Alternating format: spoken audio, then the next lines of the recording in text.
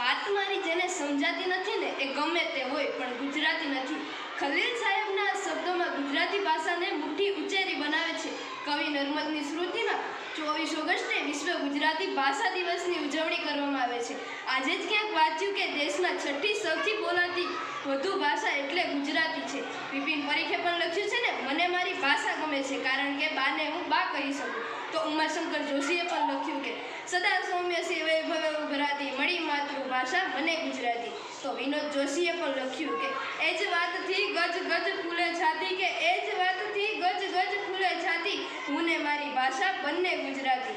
મારું માતૃભાષાની મીઠાશ તો જુઓ, ખારા નમકને પણ મીઠું કહીએ છીએ, જતા હોય એને પણ આવજો કહીએ છીએ. તારી ભલી થાય એમ કહી ગુસ્સામાં પણ અમે બીજાનું ભલું ઈચ્છીએ છીએ.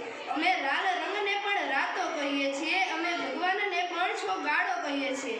પણ હા, એક વાત છે, મને અંગ્રેજી ઓછું આવડે પણ એનો મને કોઈ અફસોસ નથી કારણ કે ગુજરાતી મને સારું આવડે છે, એનો મને ગર્વ છે.